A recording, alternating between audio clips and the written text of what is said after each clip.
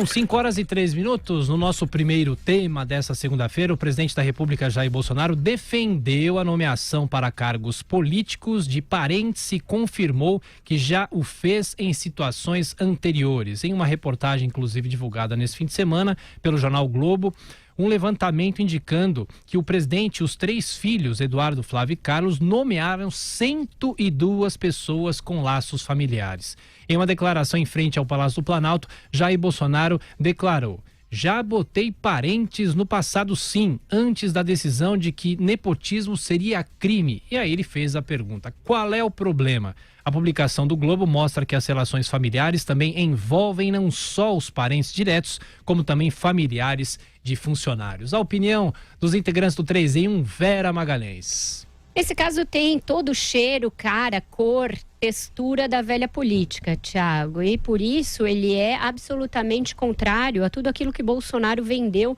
na sua campanha e que convenceu uma boa parte de um eleitorado muito cansado do PT, cansado das práticas de corrupção associadas ao PT e aos seus sócios no poder, e funcionou como uma espécie de canto de sereia, de que tudo mudaria, de que aquele deputado do baixo clero, até mesmo meio simplório em algumas das suas declarações, traria ali boas práticas para a política, com base naquela proposta moralista, né, bastante moralista, de que Deus acima de tudo, o Brasil acima de todos, e que em primeiro lugar a família. Só não imaginavam que a questão da família em primeiro lugar seria tão textual e tão associada às velhas práticas, né, Thiago?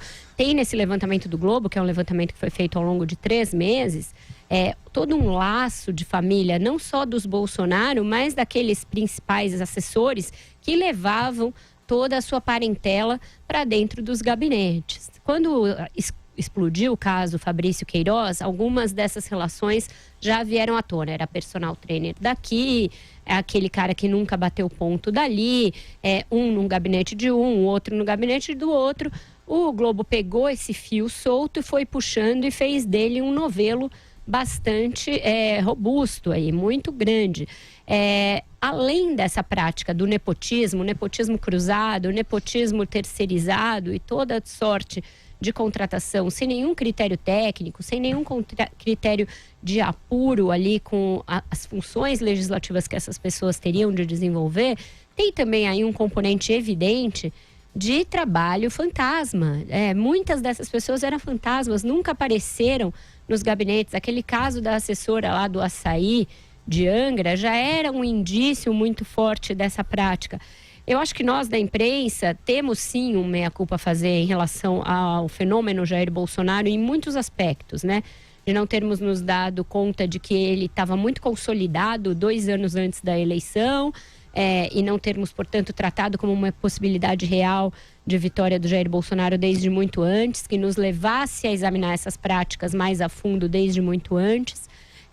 E também o fato os mandatos da família terem sido tratados sempre como algo folclórico do campo ali do baixo clero, que não mereceria grande mergulho de reportagens. Agora se vê que essas reportagens deveriam ter sido feitas durante a campanha, porque ajudariam a confrontar o discurso messiânico, o discurso moralista, com a prática que é avessa a isso. A defesa que o presidente faz sem nenhuma reserva da prática, a sim e daí, condiz com essa que ele tem feito de tudo o que ele fala de barbárie nas últimas semanas. É nomear o filho e daí, é falar que o pai do outro morreu em circunstâncias que não foram reais e daí, é descredenciar a ciência mesmo e daí, quem não está satisfeito que se mude, o governo agora é Bolsonaro. E eu acho que não pode ser assim. Se a gente normalizar toda a prática e todo o discurso, daqui a pouco a gente perdeu a baliza do que é o correto em termos de administração. E aí eu não estou falando de moralismo banal e de balela moralista. Estou falando de práticas de meritocracia, de cuidado com a coisa pública, de distanciamento, de impessoalidade, que é o que todos nós liberais aqui, como somos todos aqui do programa, defendemos. Eu vou passar para o Andreasa, depois o Constantino vai falar, mas Andreasa, só acrescentando, o Globo informa também que dos 286 funcionários que o presidente e os filhos contrataram nos gabinetes parlamentares nos últimos 28 anos, em ao menos 37 casos, existem indícios de que os assessores não trabalhavam de fato nos cargos. 13% do total. Carlos Andreasa. Bolsonaro, quanta gente o senhor enganou com essa mentira de nova política. Quanta gente se prestou e ainda se presta ao papel de passar pano para essa grande mistificação revolucionária. Vamos limpar a política brasileira. E aí está, era só olhar, e nós aqui sempre o fizemos, para o seu histórico de homem público, desde a Câmara Municipal do Rio de Janeiro, quando eleito deputado federal, colocou a própria mulher para disputar uma eleição e garantir o seu feudo na Câmara. Quando se separou, porque é tudo na lógica do familismo, patrimonialismo. Quando se separou da Rogéria, mãe dos 3 filhos políticos, ela passou a não servir mais, se tornou prescindível. Daí porque botou o próprio filho, Carlos Bolsonaro, profundamente traumatizado, também está aí para todo mundo ver, para disputar com a própria mãe essa vaga na Câmara Legislativa. Ele venceu, se tornou vereador, o é até hoje, sem nenhum mérito, a não ser o fato de ser um Bolsonaro. Depois veio Flávio Bolsonaro, depois Eduardo Bolsonaro. Uma lógica muito óbvia. 30 anos de vida pública, mais de 30 anos de vida pública a serviço do próprio patrimônio e da construção de uma família na política. Em que isso difere dos tão criticados Antônio Carlos Magalhães, José Sarney, Edson Lobão e as várias famílias que fazem suas dinastias, suas cortes? Há quanto tempo falamos aqui sobre as novas cortes, a nova corte que surge agora com o bolsonarismo? Vejam, muita gente dessa lista de 102 pessoas com laços familiares entre si, conforme disse Tiago Berraich agora, mais de 20 nunca trabalharam. Não há indícios de que tenham trabalhado. No entanto, receberam. Receberam mesmo? Será também, é uma investigação a ser feita, será também mais um modelo de rachadinha? Ganha uma parte, a outra vai para outro lugar? Que lugar será esse? Ainda não se investigou nem profundamente o caso do Queiroz. Aliás, o Ministério Público do Rio de Janeiro, tão célere para investigar os outros com os Bolsonaros, está cheio de dedos, lentamente a coisa não anda. Ah, mas foi proibido pelo Toffoli o uso das informações do COAF. Foi agora. Nós estamos desde o ano passado com esse troço aí em aberto, e o Queiroz, vamos lembrar, assumiu que usava o dinheiro. Ele usava o dinheiro de parte do salário de funcionários do gabinete para contratar braços informais para fazer trabalhos para o gabinete. O Flávio Bolsonaro, segundo o Queiroz, não sabia. É sempre assim. Aliás, eu queria chamar atenção para essa escalada retórica de violência recente do presidente, mentindo, mistificando, atacando a ciência, atacando a memória de um homem que já não está mais aqui, o pai do presidente da OAB, e pensar se não era já uma resposta do Jair Bolsonaro, porque ele faz isso com frequência, para criar uma cortina de fumaça e desviar as atenções para revelações como esta, porque ele já sabia que estava em curso na semana passada, porque a reportagem estava sendo feita e as pessoas ligadas a ele e ele mesmo estavam sendo procuradas para dar esclarecimentos a respeito do que o Globo levantava, aliás, numa reportagem primorosa. Por fim, quero chamar atenção para uma frase do presidente, uma dessas bárbaras que ele lançou para se defender desse episódio. Que mania, abro aspas para o presidente, que mania que todo parente de político não presta. Bolsonaro, logo quem, né? O senhor que é o responsável por outra.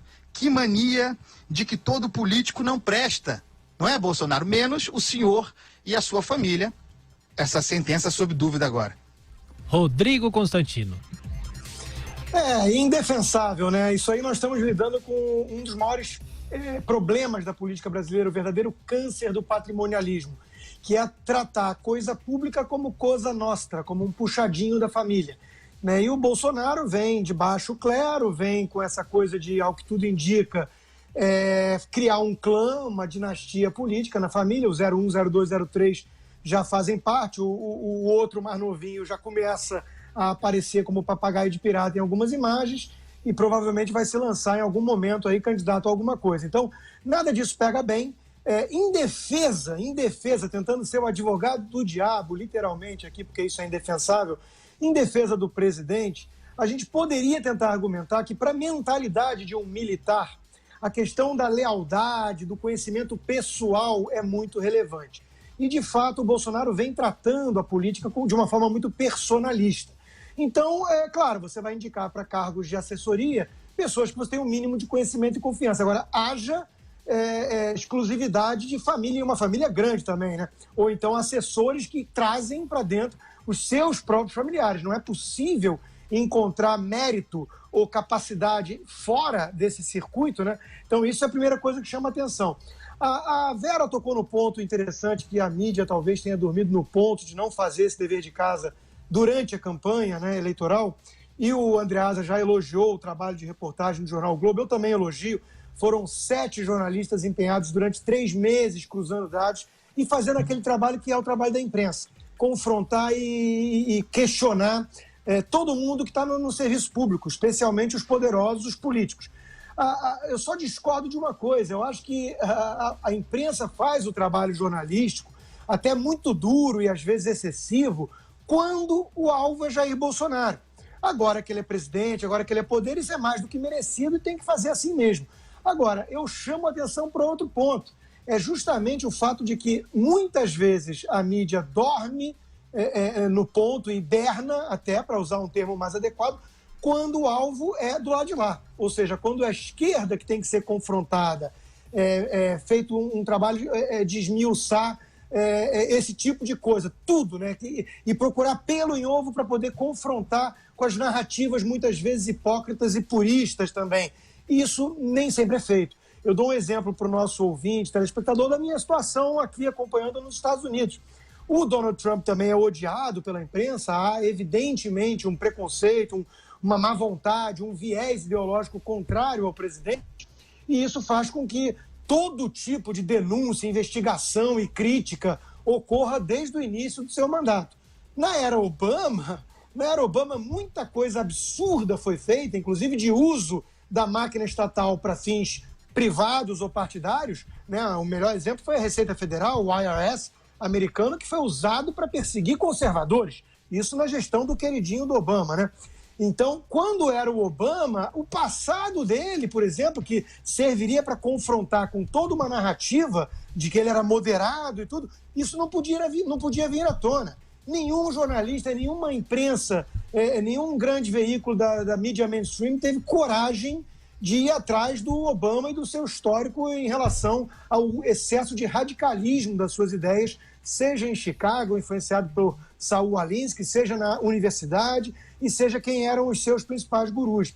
Então, eu chamo a atenção que está certíssima a imprensa de fazer esse trabalho, tem que confrontar Bolsonaro com essa narrativa de nova era, que cada vez mais parece velha política, como colocou a Vera, mas isso tem que ser feito, ou deveria ser feito, de uma forma bastante impessoal e imparcial em relação a todos os políticos. Infelizmente, a gente não vê isso. E, por fim, em defesa também de Bolsonaro, o que é difícil nessa condição, ele montou, em que pese tudo isso, um ministério eminentemente técnico. Nós temos bons quadros, nós temos bons nomes que conhecem as suas respectivas áreas. Por exemplo, um caso que é sempre citado no programa, que é o Tarcísio Gomes de Freitas, tem também o Paulo Guedes, tem outros, né? Ou seja, na hora de apontar cargos relevantes do primeiro escalão, parece que ele conseguiu superar essa barreira, né, de só colocar parentes ou pessoas que ele considera leais a ele e não a certos princípios que deveriam ser adotados no governo.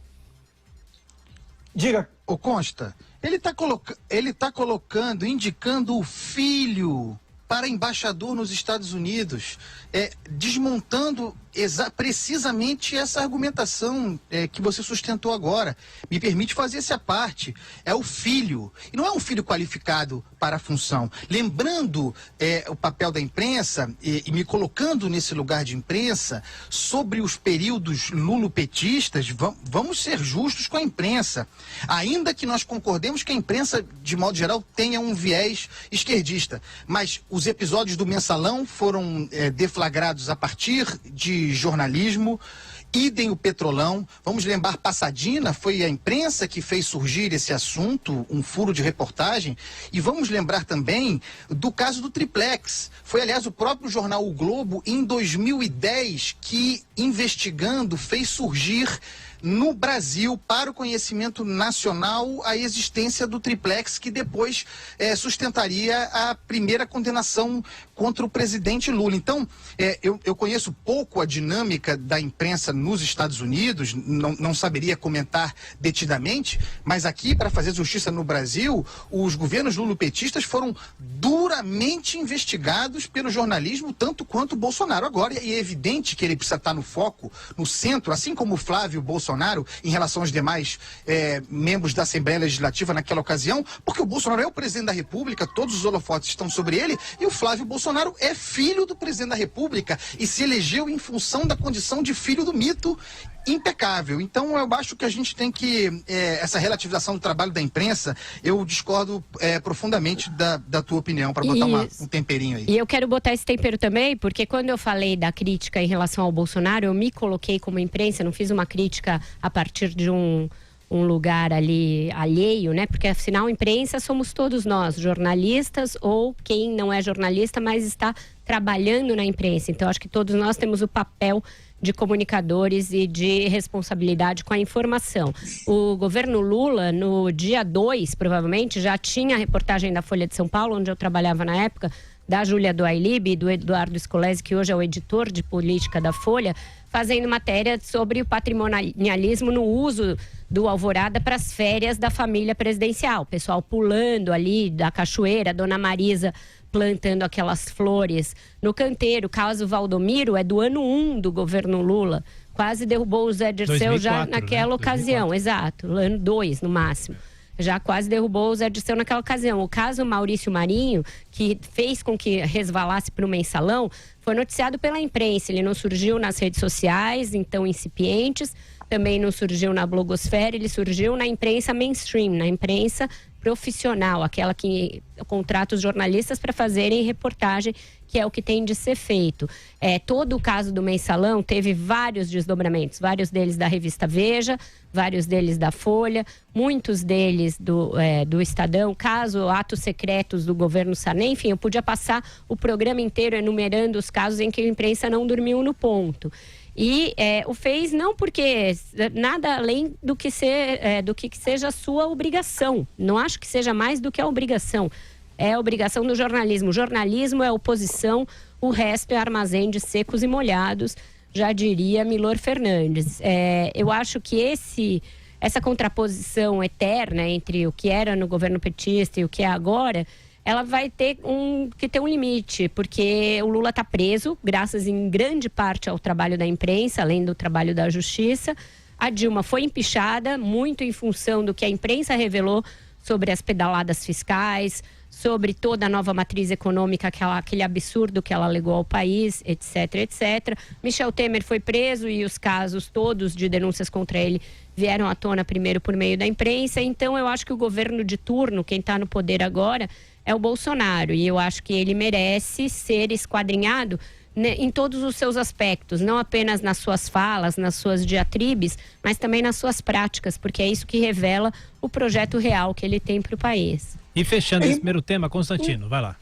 É impossível discordar, e a questão que o Andreasa muito bem lembrou aí do filho apontado para a embaixada, apesar da evidente falta de qualificação, mostra que, como a Vera já tinha colocado na abertura, o Bolsonaro de fato levou a sério a frase, o slogan de que a família vem em primeiro lugar, a família dele, né? Então, é longe de mim aqui defender esse tipo de coisa. Eu quis apenas chamar a atenção, e eu concordo também, que foi a imprensa tão demonizada, chamada de extrema imprensa pelos bolsonaristas, que levantou todas essas sujeiras de governos anteriores que culminaram aí em impeachment, em prisão e tudo mais. A imprensa fez o seu trabalho. O que eu estou chamando a atenção é uma questão de proporção. É evidente que, pela imensa maioria dos jornalistas, ter um viés mais progressista, né, e chamar tudo aquilo que não é progressismo de extrema-direita, é evidente que há uma má vontade maior com o Bolsonaro. Isso tem que ser considerado apenas para uma questão de proporção. Concordo também que o governo atual é ele, e nenhum governante gosta de trabalho livre de imprensa. porque incomoda fazer as perguntas chatas, delicadas e descobrir fatos incômodos. Tudo isso é ruim. Agora, eu estou chamando a atenção porque eu acho que o país precisa passar por uma fase de depuração também desses excessos e desse viés ideológico da imprensa, até para que ela resgate sua credibilidade e dê menos margem a esse tipo de defesa, muitas vezes cafajeste, de quem quer proteger o seu político de estimação e evitar justamente o trabalho jornalístico. Então, é importante que se entenda que, por exemplo, se o Trump jogar comida de uma certa forma no Japão para os peixes, isso vira manchete de jornal nos Estados Unidos, e mostrando como ele é uma pessoa sem diplomacia. Então, o excesso na leitura dos fatos, na interpretação das investigações, é isso que eu quis chamar a atenção apenas. Mas tem dos dois lados, né? Nos Estados Unidos é bem mais dividido e aí sim bem mais partidarizado, né? Tem uma imprensa trumpista também que é quase caricata de tão trumpista, que não admite nenhum contraponto. Fox News e outros. Eu acho que nos Estados Unidos essa coisa é bem mais marcada. Fox News tem mais democrata convidado para participar de debates do que qualquer conservador em qualquer veículo mainstream. Você tem bem mais autoridade para falar isso do que eu. Mas a Fox News tem uma imagem muito disseminada de pessoas que dizem isso, mas se você acompanhar de fato os programas, você vai ver que, tirando os mais opinativos, tipo Sean Hannity, o trabalho jornalístico da Fox News é muito bom e eu diria que é muito mais imparcial do que o da CNN.